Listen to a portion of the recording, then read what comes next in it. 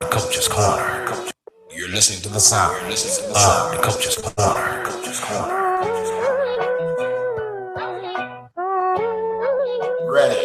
Ready, set, go. That's right, DCC. Are you ready for hardcore motivation, daily inspiration, and sure up your spiritual foundation on DCC? If you want more on the go and you need to know, www.415-96radio.com. Join us there as we cheer you on to the finish line of life. This is not your mama's show.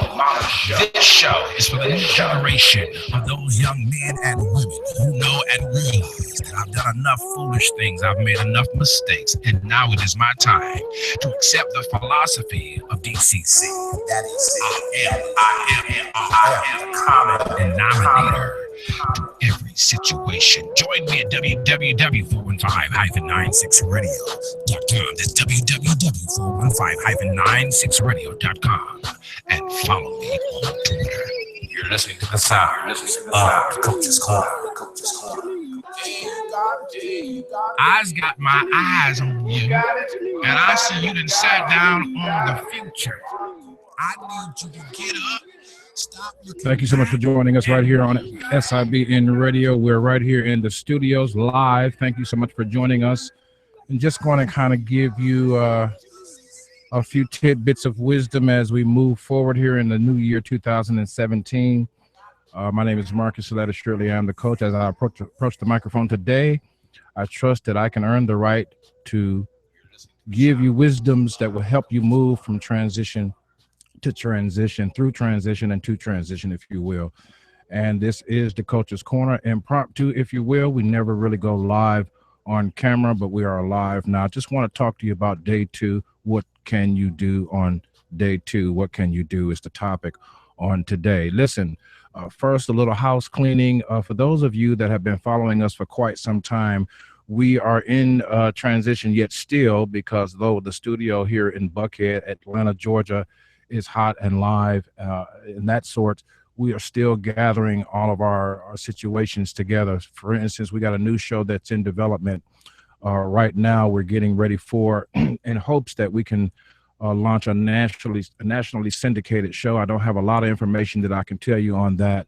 All I can say, if you want to be a part of SIBN production team, by all means, you can email us at marcussalette at gmail.com, or select a global coverage at SaletteUSAtv.info. And I'll try to put that information in the box below this broadcast so that you'll have that information. We're looking for people. It doesn't matter where you live, doesn't matter what time zone you're in. If you want to be a part of the production team, by all means, let us know. We have a lot of work to do, but that's not all what we're going to talk about today. We're going to talk about the work ahead for all of us that we have to do for this year.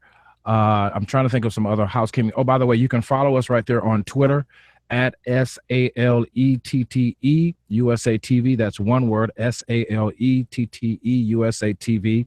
Follow us right there on Twitter and subscribe to us right there on YouTube, youtube.com/user/SaletteUSAtv. And that information also will be below this video. We are trying to get back into the Webio, I call it Webio type of broadcast, where we have the audio and the video mix.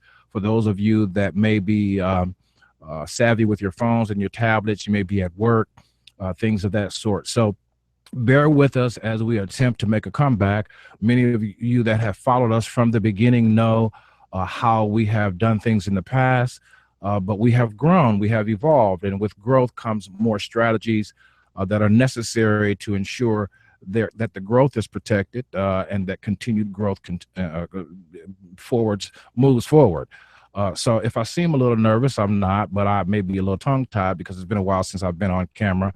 Don't forget now also, if you have not viewed some of our other channel content, SIBN Atlanta, to be specific, you can go to our YouTube and you can go to YouTube and put in SIBN Atlanta News or SIBN Atlanta, and you'll see some of the repertoire videos and stories that we have done. Shout out to all of my friends and followers on Facebook, on Twitter, on YouTube, and beyond. Let's get right into today's motivational topic. Where we don't have a lot of fanfare, a lot of music, a lot of drops and all that, because I really want to just give you content. This is a new year, and many times as we enter into a new year, we have a lot of new resolutions. I have nothing against resolutions. You should be in resolution or attitude all year. Actually, you should have a resolved mindset, is what I should have said. You should have a resolved mindset all year long. You don't have to wait, but a lot of times people wait because the year is fresh, the old year is ending, and so forth and so on. But if you want to really translate the energy from the end of the year to an every day or a month-to-month cycle, you could do a New Year resolution on a quarterly basis, and that would help you to measure your progress and your metrics and all that every 3 to 4 months, at least 3 to 4 times a year specifically. But today I want to talk about, and most of you don't know that when I do the Coach's Corner, I'm bringing myself into the picture, and I'm changing the names and the dates and whatever else may be factual to bring you the wisdom of the matter as I have learned it. We have a new year. We just came out of an old year. And what strikes me, and today I'm just going to be talking to you, what strikes me as interesting is that too many people don't want to be resolved, or they have particular ideas on what it means to have a resolved mentality. This is not my topic, but since I'm here and this is a new year and I have your time, there it is. Too many of us are not operating from a resolved standpoint. There is only one thing that comes to mind that aggravates me more than anything else in the world. There's only one thing that aggravates me more than anything else in the world, and that is to have a nagging problem that does not go away. The second most aggravating thing is to have a nagging problem, of which we all know from previous shows that I've done that most solutions are 2 feet away. Most solutions are 2 feet away from you. Haven't gotten your notes. If you haven't gotten your notepad, it's very, very, very, very advisable for you to have a notepad when I'm sharing things, because I'll go fast and I'll share tidbits and you can be able to just jot them down. And by the way, I think I'm on Google Hangouts here, and this is impromptu. This is informal. So I'm going to just double check my chat to make sure that you're not asking me a specific question, because one of the things that I want to do in the future is open up my studio, my microphone, myself up to any motivational issues or any issues that you may have that would require a motivational response to some of the things that you're trying to accomplish, not only in this year, but just in general in life. But back to being resolved. Most people do not know how to resolve a conflict. And this is troubling, because if we do not resolve conflict, we become layered and conflicted internally and operate from a pretentious place or mindset or pretentious energy that seems to be there and holds for a moment, and then it dissipates because we don't know how to resolve conflict. Case in point, an example, I had a great friend that said, if you're going to make a point, always give an example. Case in point, an example is this. I had someone tell me, I don't like to argue. I don't believe in arguing. I don't like to argue is a universal feeling to some degree, but I don't argue is almost like taking a whole step out of conflict resolution. There is no way that you can debate something passionately and argue for a very serious point of view that may be important to you, as well as listening to the other person's points of view without having an argument. An argument ensues when there is passion involved and points of view that are not in that person's mindset seen or acknowledged by others, particularly those who are close to us. And so having a resolved mindset involves having an understanding of what it means to resolve conflicts in your life, personally and professionally. And we're in this place, particularly in Atlanta, but throughout the world, I would imagine, where we're so pretentious and we so want to move forward, and we so want to, not ruffle the feathers. And I'm open to learning, and I'm open to enjoying new points of view, and I've tried to be objective and all that. But we're seemingly changing the rules of the game that we can't change. I'll say that again. We're seemingly changing the rules of the game of which itself we can't change. You cannot change the fact that conflict will always arise with those that are close to you, whether it be in the workplace or at home. What you can change is you. What you can add to that change is conflict resolution skills that allows you to be able to engage conflict, though you do not feel good about the conflict, and be able to come to a resolution. Just a few of the rules of conflict resolution, if you will. And I didn't really mean to get into this, but since I'm here. To acknowledge a problem or to acknowledge a point of view, which may be a problem that somebody else views as a problem, but you don't see it as a problem, but to acknowledge their point of view as they're sharing what is a problem for them is part of the communication that needs to happen so that the conflict can potentially be resolved. But to ignore or to downplay or to overrun or to overtalk the person or to not listen or not be available for the person to deliver what perspectives they may have for a potential problem that they themselves may see that you do not see is almost like cold ice. And so when we live a life of resolution, when we live a resolved conflict mindset, one of the things that we're going to be doing is we're going to be open to listening to other points of view and other people that come from other experiences in life that are not like ours. Their belief systems may not be exactly like ours. And when we're open to hear what they have to say, when we make ourselves, before you can be open, you got to be available. When we make ourselves available and open, and then when we acknowledge that you have spoken and do I understand you to say X, Y, and Z. And so I'm struck that so many people have entered into the new year and some people are operating beyond the new year into the middle of the year without some kind of resolution as a mindset or as a lifestyle. That when a problem is presented to me, I'm not going to just see it from my side, but I'm going to look at it from the side of the person that's sharing it. I'm going to engage myself in the possibility that this may be something I don't agree with, I can't see, I can't put my finger on. It's not my experience. It's not the way I see it. It's not the way I feel it. So if we're going to walk in resolution, we have to be open. I have to say we have to be available and then open. I'm struck, secondly, by the people who are extremely busy, moving, going, coming, but not accomplishing much. They're extremely busy going to meetings. They're networking. They're making phone calls.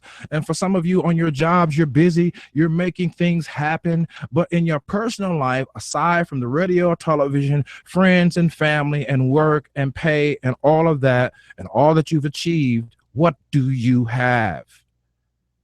And without the ability to be without the mindset of resolution, you are absolutely opening yourself up for more conflict because you don't possess or have not exhibited the skills. So conflict will quietly come and conflict will loudly come, and you will not have the advantage in that conflict to help bring it to a settlement because you are so busy entertaining yourself, grinding, working, and doing all of those things that cause you to escape what you refuse to develop skills for.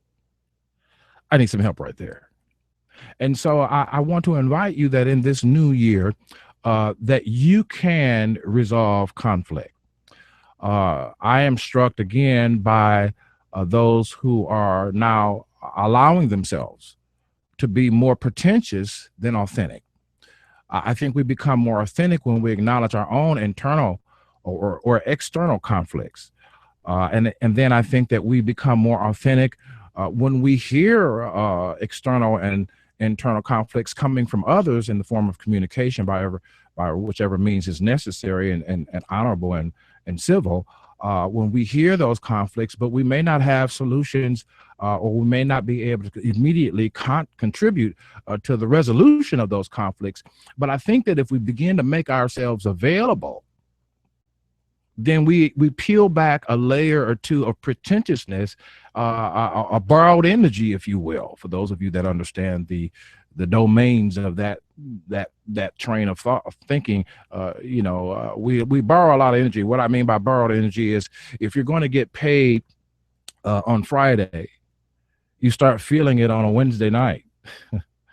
You start really feeling it on that Thursday. The anticipation of a cooperative, settled reward, if you will, creates an energy that by the time Friday arrives, you are flat smack dead into the energy that was anticipated 24 hours ago or 48 hours ago. And so to me, that's borrowed energy. What happens, though, in so many cases, more often than not, is that after payday, our energy begins to deplete, grief begins to set in, and because we're paying our bills and taking care of our obligations. And for those that are wise enough to set aside money for themselves, and those that are also wise enough to have a celebration within the realm of responsibility and accountability, they perhaps can balance the energy from Friday to Monday. But too many people really borrow the energy on Wednesday and Thursday, get the full blunt of the energy on Friday. The energy is now depleted on Sunday and Monday. And by the time Monday comes, they're in a pretentious state of pretentious energy state, where now they anticipate on Monday, through wishing, Friday would come sooner. That's why the anticipation grows by Wednesday night or Thursday. And I call that borrowed energy.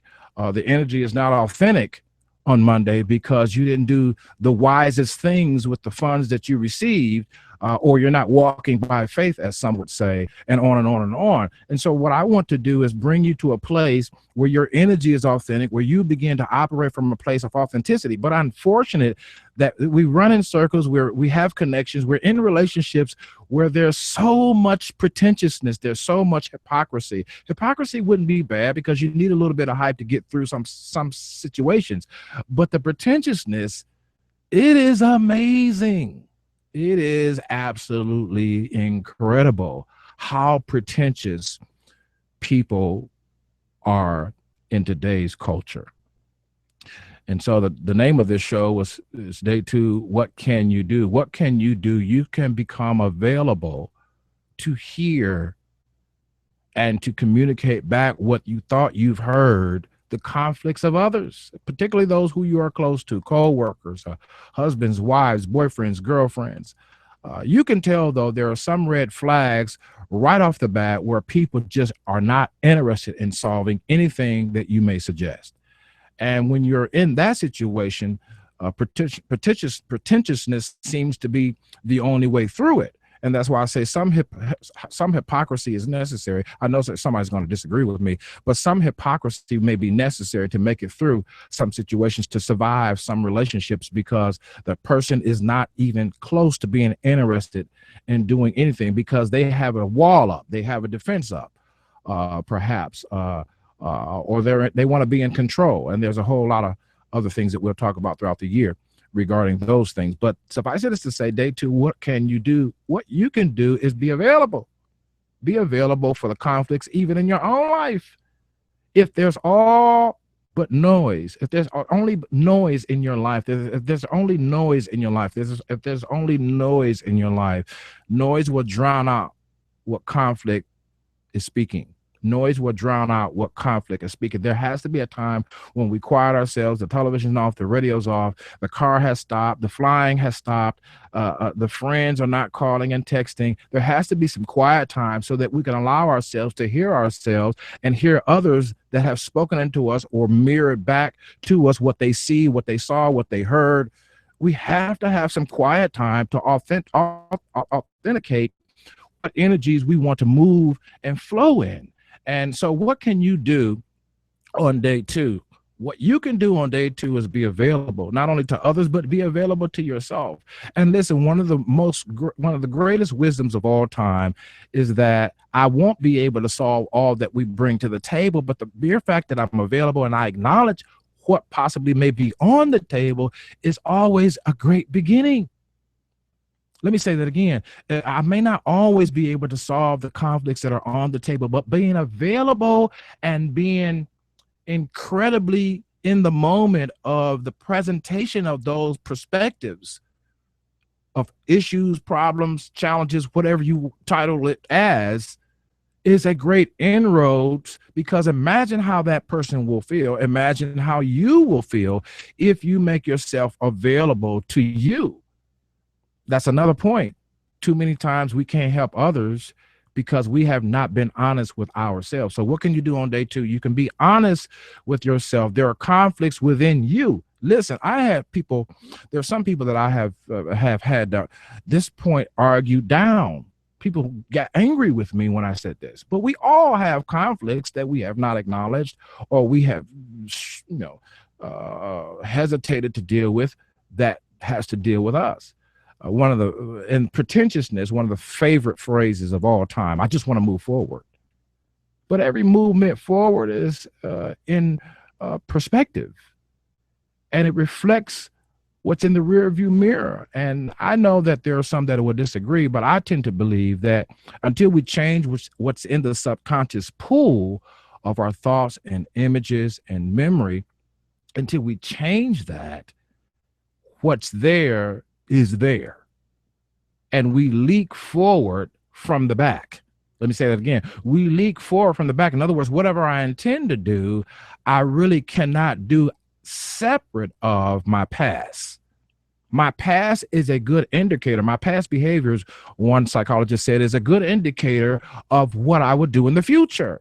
And if a psychologist said that as he's dealing with his patients worldwide, how dare us lay folks try to pretend like we're just going to move forward and ignore the conflicts, issues, challenges, or problems that may arise, not only within ourselves, but within those we have to do, whether it be co-workers, relationships, parents, whatever the case may be, teachers, professors, on and on and on.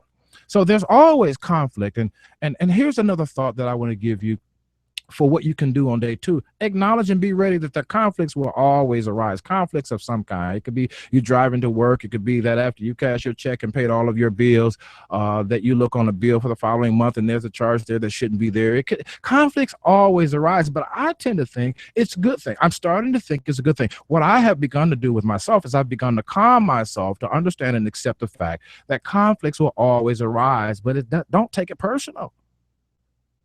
Don't take it personal. In fact, more conflicts arise when you seek to walk in an agreed state with an individual or with a set of beliefs or with an organization. The more we need, or the more we have to interact with someone other than our viewpoint, our perspective, our experience, guess what? The more conflict resolution skills have to be practiced, because they're coming from a different angle. They're coming from a different past. They're going to a different place. They may not have anything to do with you, but a pit stop along the way. I'm not just saying that in a negative sense, but I'm saying that they may be the president of the company or the vice president of the division, or they may be, the husband of 7 years, or the wife of whatever. It does. Along the path, you need agreement with that person. So by default, conflict will arise, or friction will arise. What can you do on day 2? Acknowledge the fact that friction and conflict will always be around. I hate when I run into somebody that goes to church on a regular basis and I say, how are you doing? And, I'm blessed and highly favored. And that's great cliche to speak those things. But at the same time, if you try to solve a problem with that person, the skills are not there. What can you do on day 2? You can acknowledge the fact that conflicts, frictions will arise. Now, I have my own personality flaws in regards to conflict, and so do men in general. Men have a fear or flight mentality. It is said of us, psychosocially, that when we can't solve something, we just disappear. And that disappearing is good. That shutting down is good for a certain period of time, but at some point. But some men shut down because they know the pretentiousness is the only way their partner or their co-workers or the ones in whom they're close contact with, pretentiousness is the only thing that they're used to. They're not used to being authentic. They're not used to authentic energy. They're not used to original thoughts. They're used to doing things and saying things and hanging with people that reinforces things from the past. And every now and then they get a burst of energy that says, I want to do something new, but they don't follow through. I wasn't trying to make that rhyme, but since I have your time, they don't follow through because you haven't been authentic all this time. You've been pretentious with yourself all this time. You've been pretentious with others all this time. You haven't had an honest moment in years or months or weeks. And now all of a sudden, if you want to have an honest moment, and it has been a long time since you've had an honest moment with yourself or with your partner, or with your coworker, with your best friend, or with that organization, and you haven't been honest, and that means you got to do some homework prior to entering into a conversation or prior to entering a communication with that person so that you don't deflect what you have not. Let me say that again. So that you don't deflect what you have neglected regarding you. I'm learning, and listen, I got my struggles. As I approach the microphone, assuredly I have issues and challenges like everybody else. But I'm on the microphone because I am destined to be here to encourage and to build up and to challenge and to share with you my mistakes, though they are clothed in wisdom. Still, I'm speaking from experience, years of therapy as a child, years of therapy as a teenager, countless counselors and others who have made contributions to my life to get me to where I am today. I should be dead and gone. I should be in jail, as the statistics say. Wasn't trying to make that rhyme, but since I have your time, there it is. But I'm here on the microphone disseminating wisdoms to get you to the finish line. And don't forget now to listen more of the Coach's Corner and past episodes. You can go to iTunes and you can type in SIBN Television and Radio, SIBN Television and Radio. In the podcast section, you'll see a whole host of shows, and Coach's Corner is among them. But so what can you do on day 2? You can be available. You can be authentic in the sense that you begin to acknowledge that we cannot escape conflicts. We cannot escape tension. We cannot escape friction. These things are part of our journey. These things are a part of our life. These things are inescapable. And so since they are inescapable, I'm going to own my availability to those in whom I am close to make sure that we resolve what we can while we can. Hence, there are so many people that are bitter instead of better because they never resolved what they could while they could. They never resolved what they could while they could. Listen, that's all I have to share for today. I want you to be encouraged. What can you do on day 2? Be available. Be less judgmental. Be less critical. Be less analytical. Critical and analytical are brothers. I'm just saying. Critical and analytical are brothers. Trust me, I know. Because after analyzing something for a long period of time, you become, even constructively, but you become constructively somewhat critical of a process or a person's behavior when all that person really needs initially is for you to be available. Are you available? Do I have your ear? Is this a safe place to disseminate my feelings? I mean, there's nothing more tragic than not have a place to lay your head regarding how you feel. There is nothing more tragic than a person who wants to share how they feel, but they indict you while they're sharing it. Or there is nothing even more tragic than sharing how you feel and the opposite party feeling indicted. And this is where we know we have some homework because our authenticity is in question. If every time you speak, the other person feels bad, that person should question their authenticity because you should be able to look at that person's record of love, of action, and know that that person is not against you. We run with so many people who help us be who we should not be, instead of running with the people who help us be who we are destined to be. Till next time, this is the Coach's Corner.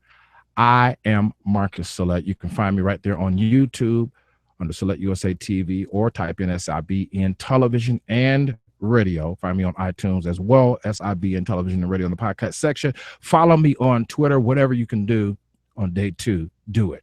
Until next time, I'll see you.